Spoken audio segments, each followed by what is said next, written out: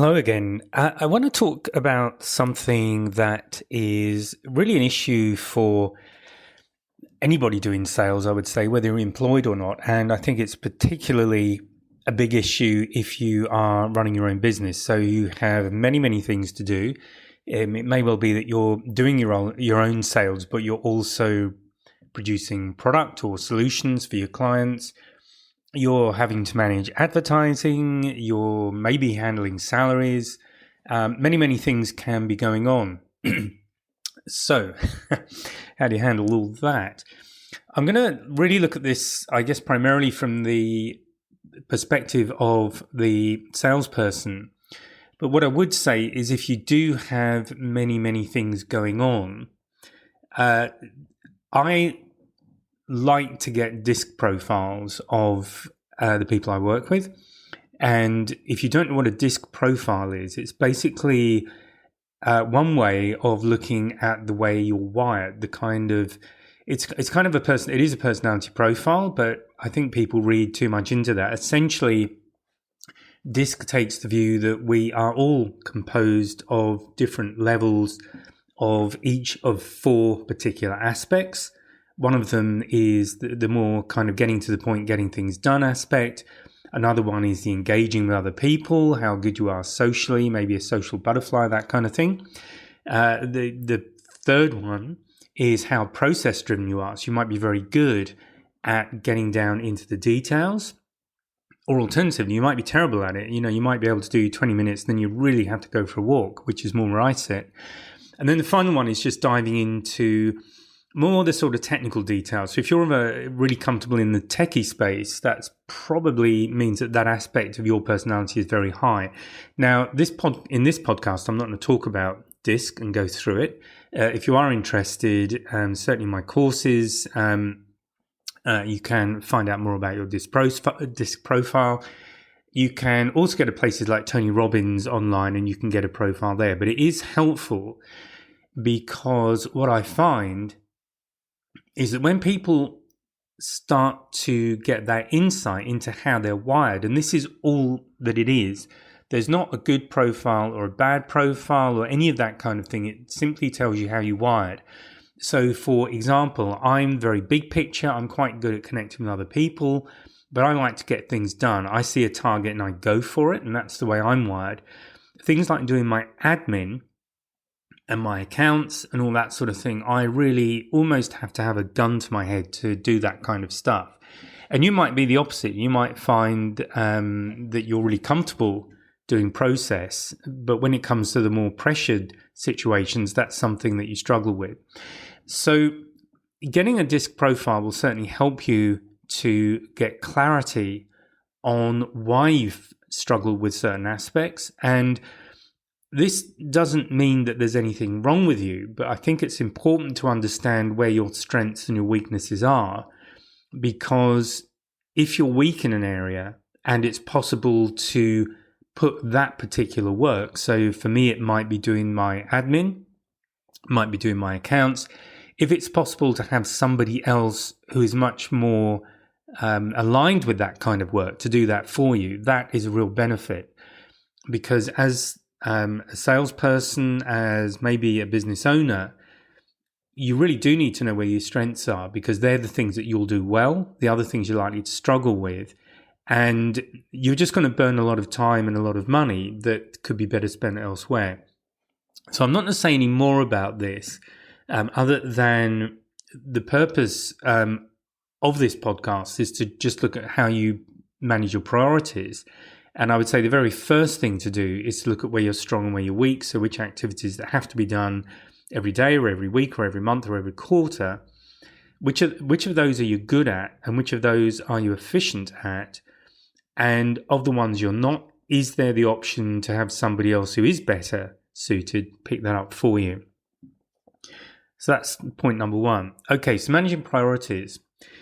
I'm going to focus much more on the sales side now, because there are aspects of sales such as admin, such as telephone calls, such as meetings, maybe putting proposals together.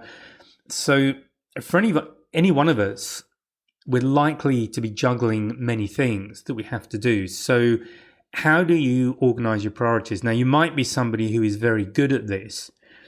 And I certainly know people who are very good at this, but equally, I've come across certainly salespeople when I've been a sales manager who really aren't that good at all at doing this. There are bits they like doing. They want to do the meetings with customers, or they want to do the proposals, but the other stuff they'll tend to keep putting off. And then what will happen is they're not servicing the different steps of the sales process adequately, and that means they will fail. At some point, they're going to run out of meetings, or they've just spent 2 weeks on a proposal. But when they've done that, okay, what's in the pipeline? And a lot of opportunities have just disappeared because they weren't being handled in time, in a timely fashion that kept the opportunity alive.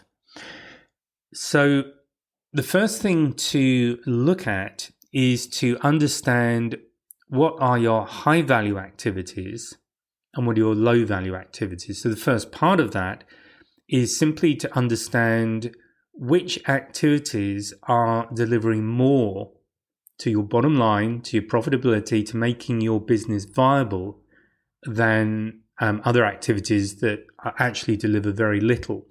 And the difficulty with this is that it can often be that the things we like doing are the things that really, when you step back from it, are the low value activities.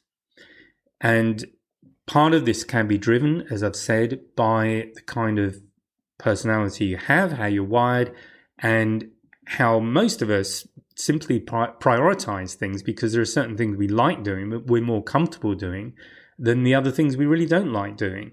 And we'll tend to spend less time on those activities we don't like, but they could be the really critical activities that make the difference between hitting our target at the end of the year or not. It can be that simple. So that's the first step. I would suggest a bit of planning time whenever you have planning time, but just grab a cup of coffee, a cup of tea, whatever it is, and probably time it. Give yourself 20 minutes. And maybe even set a timer on your phone, maybe just a 20-minute alarm after 20 minutes. But don't do anything else. Don't accept phone calls. Don't look at emails. Don't look at text messages. But just sit down and for those 20 minutes, focus on what are the activities you have to get done, let's say on a weekly basis, maybe on a monthly, depending how your activities shape up. And against each one of those, just maybe score it out of 5 or 10, whatever you have, maybe 5 actually, because some people will start creating too many increments. So what you really want to do though is to very quickly identify which are the high value activities, which activities are really important because they deliver to the profitability of your business or your sales activity or contribute to you getting those sales across the line. And which are the low value activities that could be put off, they're non-urgent, or even somebody else could do for you, if that's a possibility in your situation. And then another way of, if you're still struggling with setting priorities, another way of approaching it is to simply take a sheet of paper, split it into a grid of 4 parts, so just a big square, and split it vertically, horizontally, so you have 4 quarters. And it doesn't really matter which way the axes go, but for the sake of argument, let's say you have important and then unimportant. They're the labels on the top against each of the boxes. And then down one side, put urgent and non-urgent. So that means you now have 4 boxes, and one of them is urgent and important. You will have another one that is urgent but unimportant. You'll have another one which is urgent but unimportant, and then finally unimportant and non-urgent. So it's pretty obvious what happens next, because obviously the things that are urgent and important, so these would be the high value activities that you've previously identified. Those are the things that absolutely have to get done.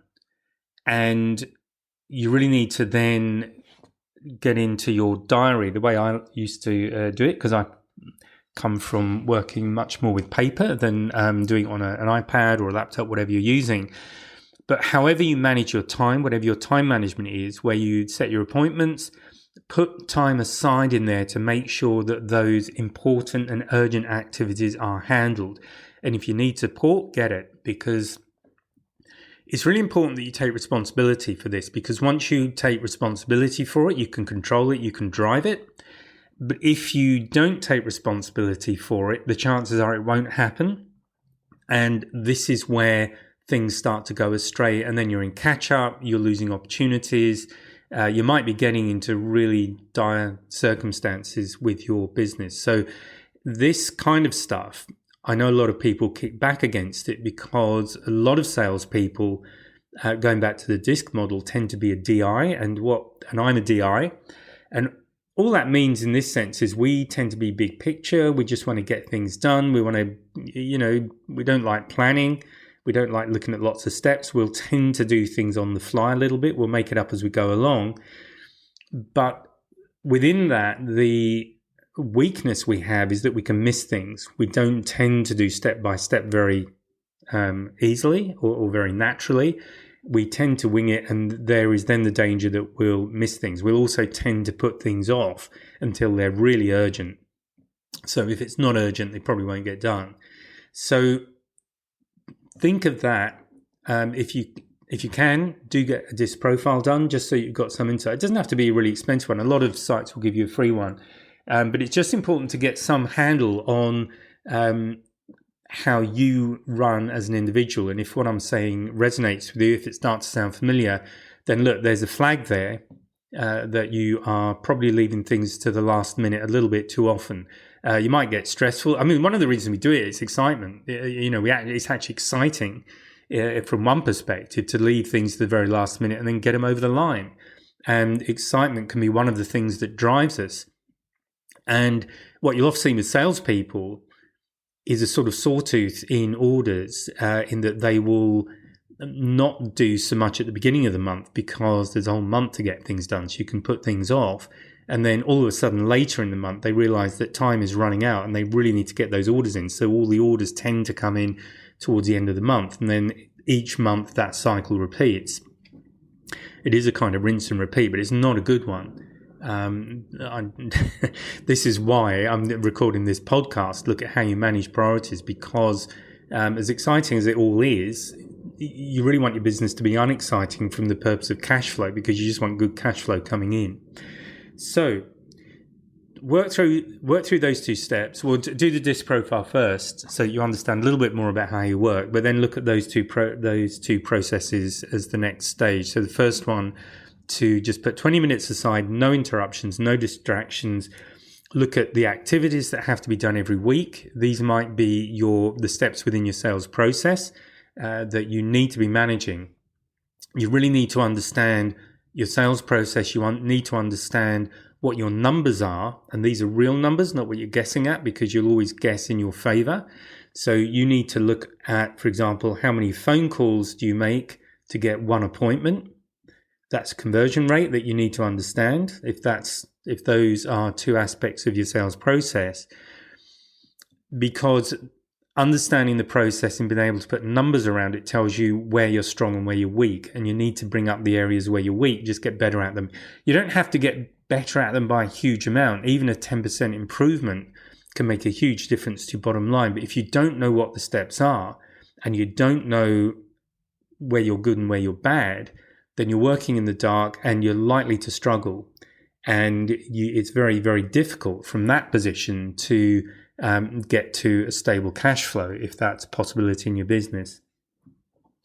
Okay, so high value, low value activities. Which ones really contribute to your business? Which ones are less important? They don't contribute too much, and they could potentially be handled by somebody else. And then draw out the grid however you want to do it, whether it's on a piece of paper, on the computer, somehow, doesn't matter. But identify the important activities that are urgent, the important activities that are non-urgent. So obviously these urgent activities need to get scheduled in really quickly with sufficient time and resource to get them done. The important but non-urgent do need to get scheduled. That's the other thing. Don't leave them until they become urgent. but have space to cover those important but non-urgent. Now, this might come down to how you schedule your week. As an example, now some people hate any kind of structure in their week. They find structure restricting, and I think you can look at structure in one of two ways. It's either supporting you, so it's something you stand on almost to get ahead of everybody else, or at least to meet your own targets, or you find you're stuck inside the structure and it's really closing in on you and you can't move, and it's something you fight against. So I know a lot of people, I work with a lot of people who get into that latter mode, and structure is something that they find very restrictive. But if you can step back from that and just set it up in such a way that there is sufficient structure for you to get things done, but that you can also enjoy what you're doing. So for the urgent but unimportant activities, make sure there is a time slot every week. Let's say it's Thursday mornings, you do 2 hours of getting those things done, if that's what it takes. Or Friday afternoon. Maybe Friday afternoon is quieter for you because a lot of clients are thinking about the weekend. They maybe go home early on a Friday, whatever the situation is. So Friday afternoon may be a great time to get the important but non-urgent things done. What's an example of that? Well, in some of the companies I've worked in, things like expenses. I hated doing expenses because it's one of those process things. I had to sit down, go through a spreadsheet, get all my receipts out, all of that sort of thing. Really tedious, really boring. But if I didn't do it every week, and I could get it done in less than an hour, usually every week, if I didn't do it every week, I then had a month's worth to do, which was even worse. So this is why handling things on a regular basis is far, far better than leaving it until there's a huge pile of things to do that you really loathe doing. And then you've that can be a day gone just sorting those things. So getting these regular habits is really important just to get efficient. It means you can get the things done while you've got some focus. So for me, doing expenses or doing detailed stuff, I can generally handle about 20 minutes before I start getting really bored with it. And you may be the same. So make sure you've got 20-minute slots available so that you've got the focus you need to get it done. But then you move on and do the things that you do enjoy doing. So that is primarily what I wanted to cover in this podcast. But I think this is so important. It underlies our activities on a daily basis, a weekly basis, monthly, quarterly, however you're running.